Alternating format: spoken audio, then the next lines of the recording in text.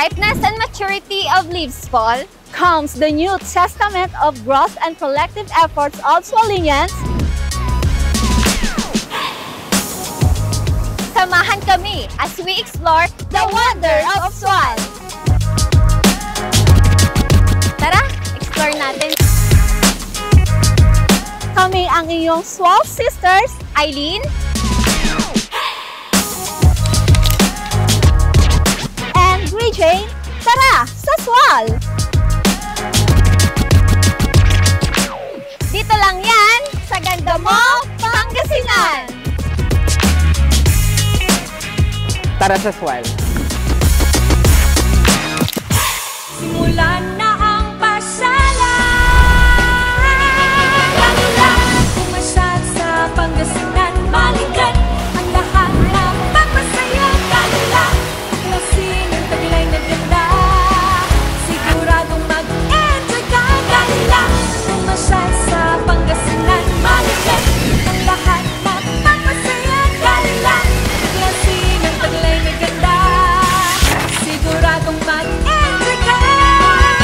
Kalilan, Pangasinan!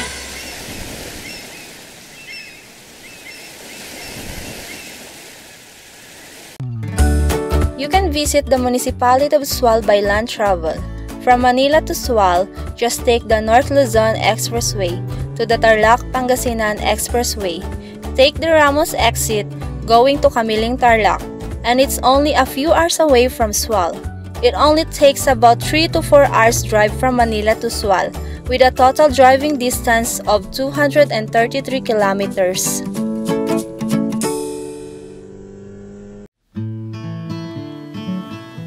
From an old, small fishing village to a flourishing barangay is a piece of wonder and adrenaline waiting for you to discover. Ang Masamire at ang Bagbag Beach! 30 minutes away from the town proper, mararating na ang Masamire Beach sa Barangay Baybay Norte, where you can not only enjoy the picturesque view, but the place where you can feel your seafood cravings in a blink of an eye. May iba't ibang water activities like the famous Crystal Kayak na 400 pesos per hour at 250 pesos naman for the colored kayak. Tara guys, subukan natin yung lato-lato nila. Pero bago yan, safety first! Ready na ako! Let's go!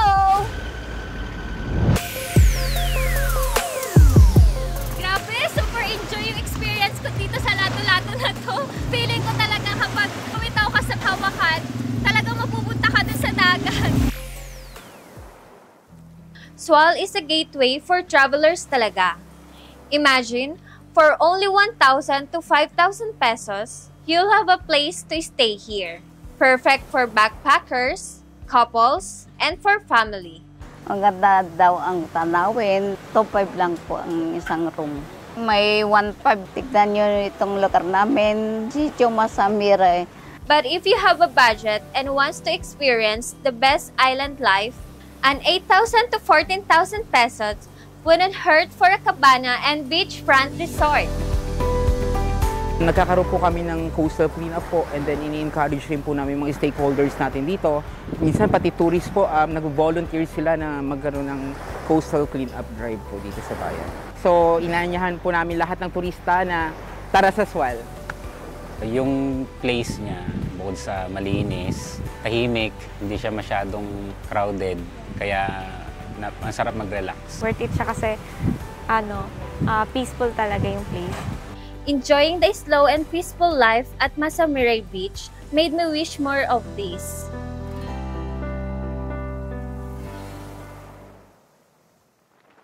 (10 to 15 minutes from Masamire Beach, bubungad na ang Bagbag Beach, a place away from the hustle and bustle of life. May cottages din sila dito for you to rent. Malaking tipid for backpackers, solo travelers, at big groups. Na-derive ang pangalan ng Bagbag Beach sa Bagbag Tree na marami sa lugar na ito. But one thing I love about this place is 50 pesos lang ang environmental fee for the group of 10. Amazing! You've come and eased my restless heart. Nagtingin kami ng maganda-ganda at saka medyo malayo sa amin na beach. And the place, medyo tahimik siya. Aside from the fact na makikita natin clear ang water dito sa Bagbag Beach, makikita naman natin sa likuran ko o matatanaw natin ang ilan sa mga isla sa 100 Island. At makikita rin natin ang isang pinagmamalaki ng Sual, Pangasinan na Little Batanes of the North. A moment away from our busy life is what we crave for. A place where we can escape and let our worries fly. Truly, Sual searching is the best.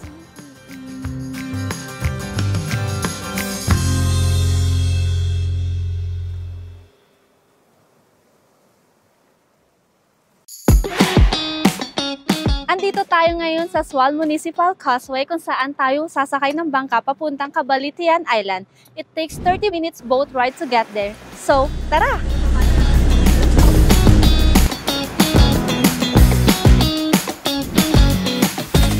Lo and behold, an island named Cabalitian!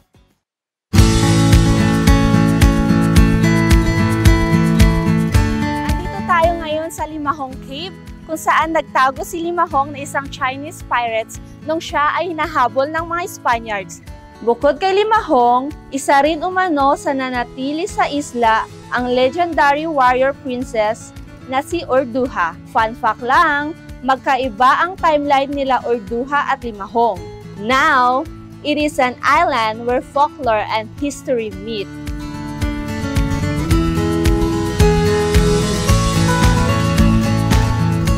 Alam niyo ba na ang Cabalitian Island ay tinawag na Cabalitian dahil maraming balete dito nung araw?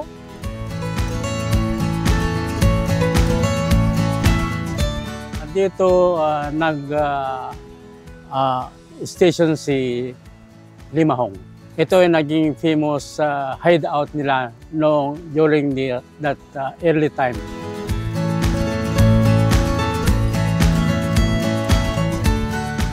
Nag-unwind ka, magandang kwan dito kasi tahimik.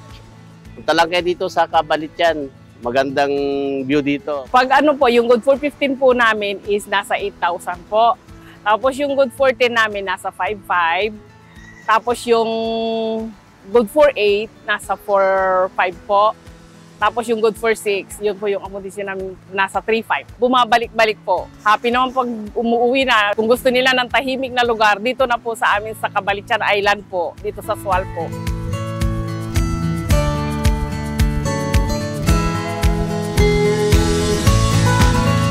You can stay here and live your island life sa pagrenta ng bangka for 2,000 pesos for 15 packs, which brings you to the coast of the island from Sual Wharf and Causeway.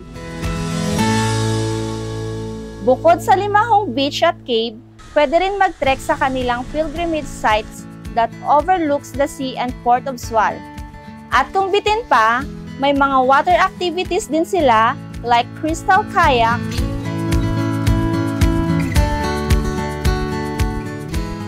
traversing through the Sea of Sual to Cabalitian Island.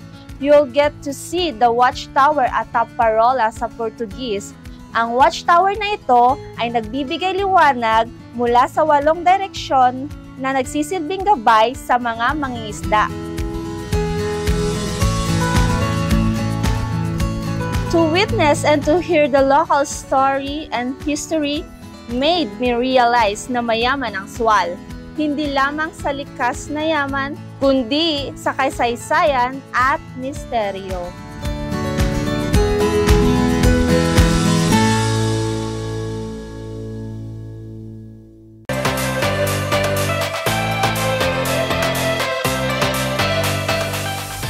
Minutes away from Poblacion lies another wonder of waters, ang Pilar River.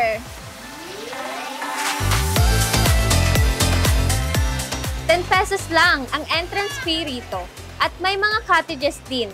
100 to 500 pesos na perfect for picnics, family gathering, and so much more. Dito lang yan sa Barangay Camagsingalan.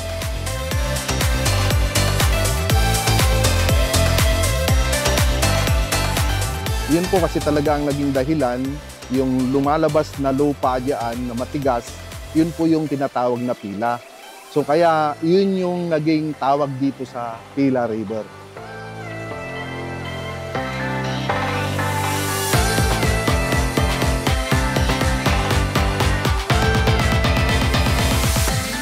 Nakita ko yung mga church member namin na nagpunta dito sa Facebook. So, bumalik kami dito. Perfect po ang Pila River sa pagpasyal dito. Nag-picnic, babanding, malamig na po yung tubig. Kung nature lover kayo, perfect itong puntahan.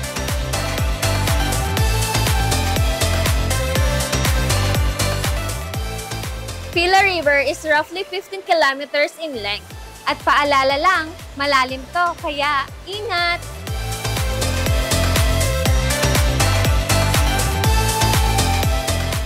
This is where the water of Siwasiw and Barangay Kamagsingalan meets.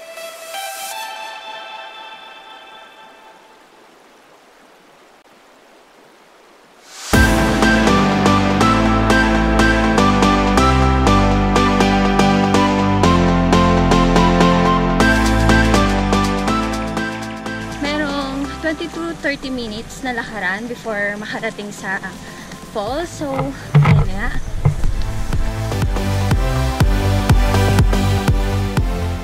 Pahinga lang kami ng very light kasi medyo mahaba-haba pa yung lalakarin namin. Pero promise worth it talaga to.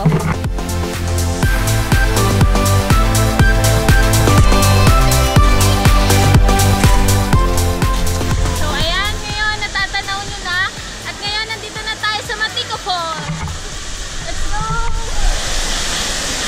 Ang taas ng falls dito, guys.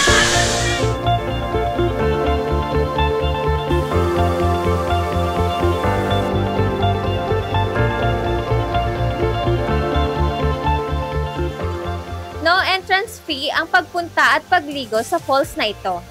Kaya, if you just want to relax and enjoy the nature, then this Matico Falls is the place to be.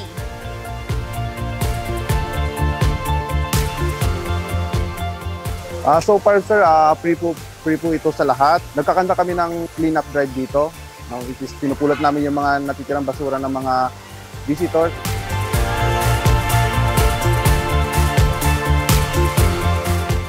Iniinganyo ko po sila na pumunta dito.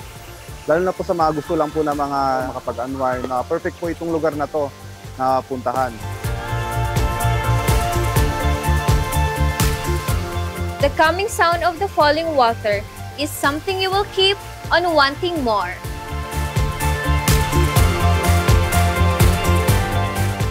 Truly, Sual can offer more than just the sea.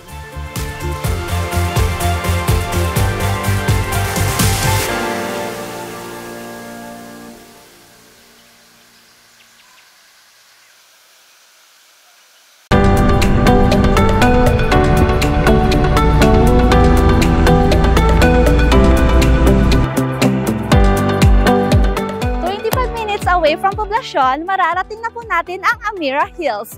Dito, pwede po tayong mag-camping kasama ng ating mga kapamilya, friends, sa halagang 500 pesos per tent. Pwede din po itong maging venue ng photoshoot at sa kahit anumang okasyon na meron po tayo.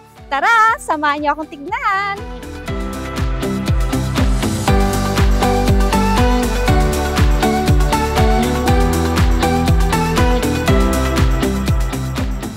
For 20 pesos as environmental fee, you'll get to enjoy the 360 view of Sual and overlooking the neighboring provinces and towns of La Union and Ilocos Sur.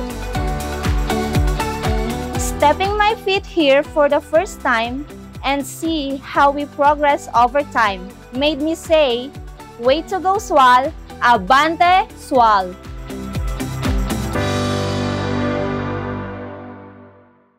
200 meters away from Amira Hills, madadaanan din natin ang mga pine trees na ito papuntang National Highway.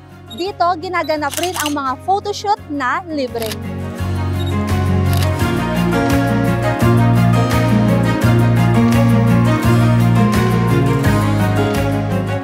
More than 1,000 na ang naitanim na pine tree sa place na ito, which covers the road and make it more special.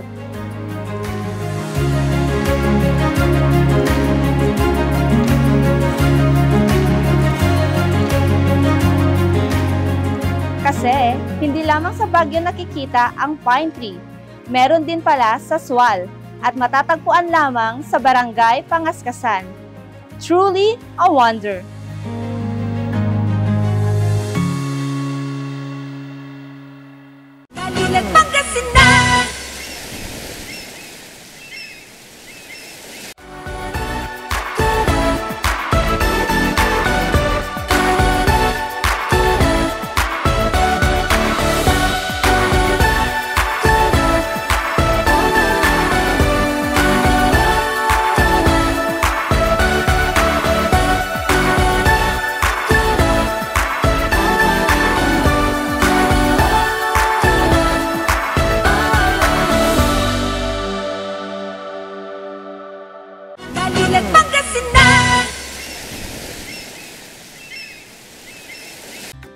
Kami po dito sa Sual, meron po kami power plant. Yun po yung pinakamalaki dito sa bansa. Kompleto po kami dito sa pagdating po sa natural resources. So yun po, isa po sa pinagmamalaki namin yun. From beaches to mountains, may mga falls po and rivers. At yung amin pong aquaculture industry, kami po isa sa mga largest producer po ng bangus. So ang LGU po namin, we focus on sustainable development while preserving po yung aming nature. Pagbibuild po ng mga infrastructures at saka accessibility na rin po para po mas mapadali para sa ating mga turista yung makapunta po sa aming bayan. Puro abante po kami. Gusto po namin maibigay yung aming best public service po sa aming mga Sualinians. Iniinyahan ko po kayo na pumasyal po dito sa amin sa Sual. Tignan nyo po kung gaano kaganda ang aming bayan at kung gaano ka-friendly ang mga tao. Pati Sual!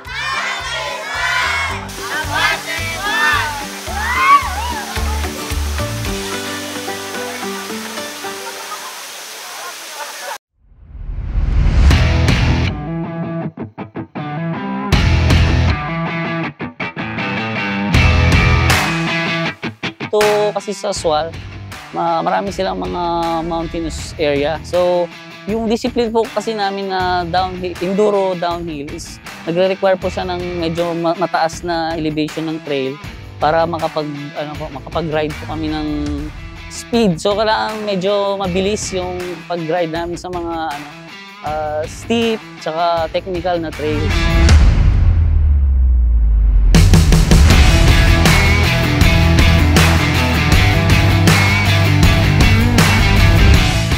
Let's exhaust our energy! Let's kick and start cycling dito sa Timot Bike Trail!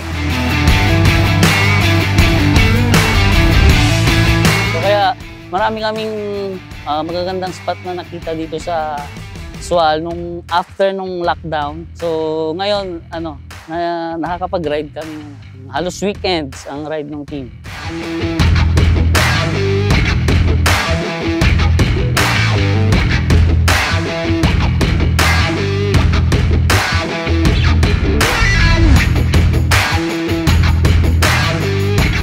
1.8 kilometers ang haba ng Timot Bike Trail. At alam mo din ba girl, na isa lamang ang Timot Bike Trail sa 6 na bike trails dito sa Sual, Pangasinan?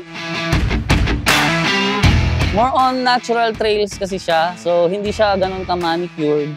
So magandang challenging yung trails. Tapos andun na yung natural features ng trail, so dinagdagan na lang namin ng mga features gaya ng mga nakita kanina, yung mga jumps, mga berms, tsaka yun, mga technical na part.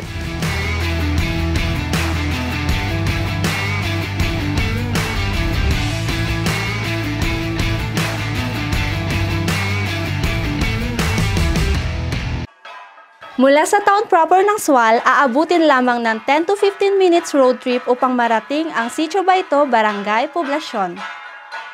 A home to a 260 and counting indigenous people from Ibaloy and Kankanai tribe. This place is truly a sanctuary of diverse culture, wonders, and colorful stories to tell. Sa buong community po namin dito, halos lahat kasi gumagawa nito.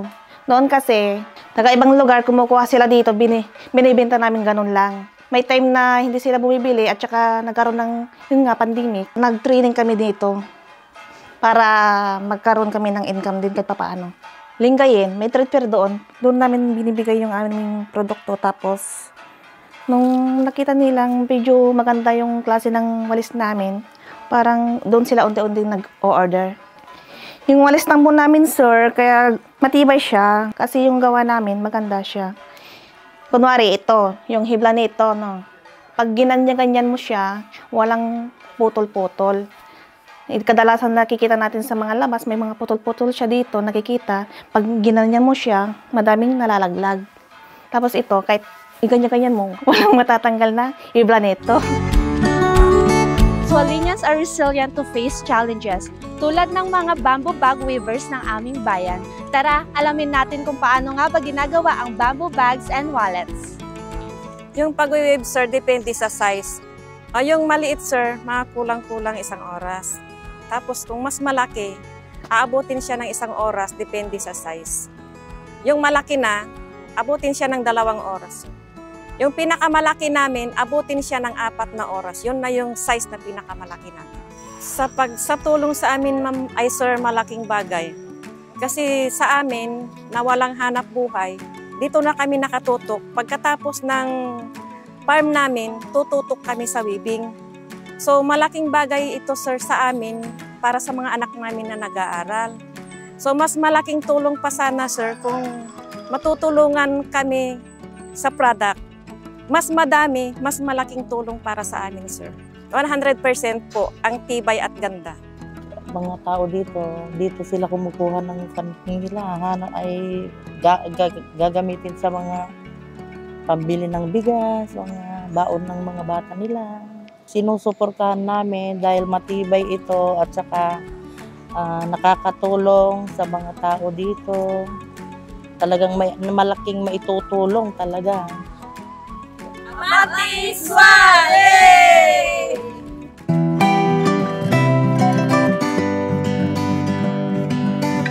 Dito kasi sa Swal, mayroon tayong mahigit mga 1,200 na fish cages, wherein yan po yun yung kumakarga ng 1 cages ng 50,000 fingerlings. So, ang aming production every day is mga 50 to 60 metric tons per day. So, yun po yun. So far, sa Pangasinan, we are the #1 producer. And Region 1 is #1 producer. And the whole Philippines is, according to the BIFAR, is tayo yun yung producer pinakamalaking producer ng bangus. Dito, ang ating bangus is dapat ninyong tangkilikin dahil malinis, walang amoy, malinamnam, at masarap.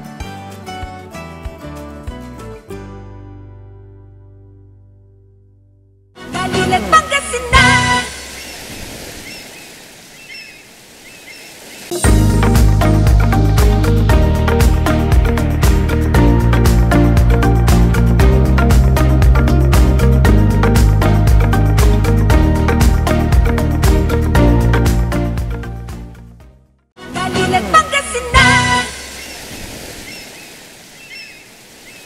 Crunch, and a little bit of salt, yan ang pinagmamalaking one town, one product ng aming bayan. Ang iba't ibang uri ng dried fish. Dati po kasi nagbibilad lang po kami ng daing. Tapos hanggang napag-isipan po namin na magbibinta na lang po. Usually po yung mga best seller po namin is pusit po. Yung sweet pusit, 300 po yun per 1/4. Tapos yung boneless dilis po, 300 din po yun. Tapos yung mga ganito po, yung mga minatamis po na dilis. Dito sa National Highway ng Poblacion East, matatagpuan ang hilera ng mga dried fish. Tara, tikman natin yung isa sa mga paborito ko. Tara, tikman natin. Masarap siya. May manamis-namis, crispy, then medyo spicy siya. Bukod kasi sa hindi siya maalat, tsaka dried na po kasi siya, hindi na po siya ng mga amag. Kung sakali pong dadali nila sa ibang bansa. Mas quality po kasi yung pagkabilad namin. Bili na po kayo, pasyal kayo sa Swal. Every time na nauwi kami dito talaga kami bumibili ng mga daing para dadalhin po balik sa Kapunsa. Sa masarap ang daing dito. Daing, bagong, dito sa Pangasinan. Dito na kayo pumunta sa Swal, masarap ang daing dito. Nakatulong naman po siya noong kaanuhan po ng pandemic. Kasi nung pandemic po kasi di po ba sarado. Pero nung pagkatapos po ng pandemic, sir, lahat po ng mga vendors po dito, nagbukas po silang lahat. Kaya nakatulong din po siya ng malaki. Ang Swal po, nakilala po sir sa pag-aano po ng tuyo. Ang tuyo po kasi ng Swal, hindi po siya maalat. Kaya yun po sir ang binabalik-balikan talaga ng mga customer. Nakilala po ang Swal sa tuyo. Ang nag-i-start po ang mga price po namin from 80 pesos sir hanggang sa 120. Depende po yun kung ano po ang supply na mas mataas o mababa. Ang tuyo sir, matagal na po yan. 1998 pa, gumagawa na kami ng tuyo. Nagda-drive na po kami yan. Ang paggawa po namin ng tuyo sir, ang isang banyera po ay binababad po namin sa asin. Tapos po, ibababad po namin ng ilang oras lang. Mga 4, ganun sir, na oras. Ito ang tuyong pinagmamalaki namin. 3 beses siyang hinuhugasan at 2 araw siyang binibilad para hindi siya ganun kaalat. Kasi ang tuyo po ng Swal ay hindi po siya maalat. Talagang gawa po talaga namin po dito.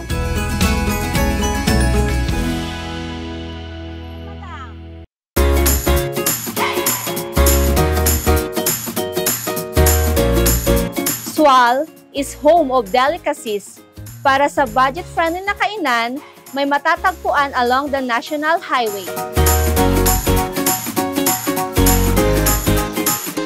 Swak na swak sa gustong pawiin ang kanilang gutom along the road.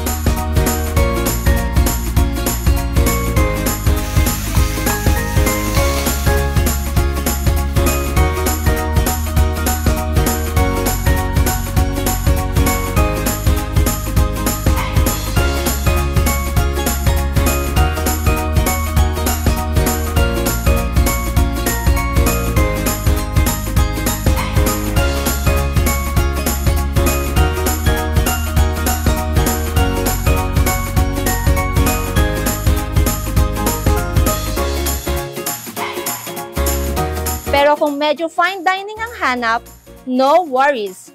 Dahil sagot na rin iyan ng mala fine dining na resto na ito sa tinaguriang Little Baguio ng Swal.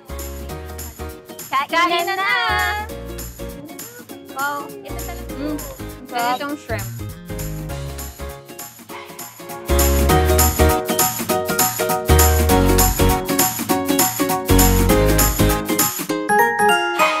Mga taon nakasmile, tsaka yung view natin, maganda. At the same time, yung food, yung kawali with ensalada, which is, yun ang binabalik-balikan nila. Nag-outing from Manila, puntang mga beaches.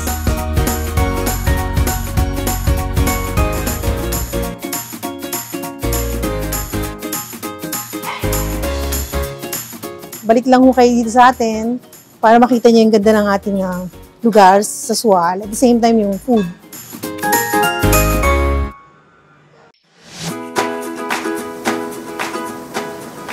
The municipality of Swal is truly a gem of a place that you can describe. Given that there are so many various tourist attractions that you can go to, like the crystal clear water of the Cabalichian Island, the ascending pine trees of Barangay Pangaskasan, breathtaking view of the mountain of Amira Hills, given the fact that I was born in Swal, there are still certain places that I haven't stopped by. Therefore, I consider myself fortunate and blessed to be a resident of the Swal Municipality. Mula pagkabata ay nakarating na ako sa iba't ibang lugar dito sa aming bayan. And truly, Swal has much treasure to offer, an unforgettable place that I will cherish forever. Kahit ilang beses ko nang nabalikan ay hindi pa rin ako nagsasawang puntahan ang mga tourist spot dito. Mula sa white beaches ng Bagbag at Masamirey at mga exciting water activities nito. namangha sa taas ng Matico Falls, na-refresh sa lamig at linaw ng Pila River, at na-challenge sa adventure na hatid ng Timot Bike Trail, at nabusog sa masasarap at affordable na mga pagkain. Being Solinian is something I will be proud of. Hindi ako magsasawang ipagmalaki ang aking bayan sa iba't ibang lugar.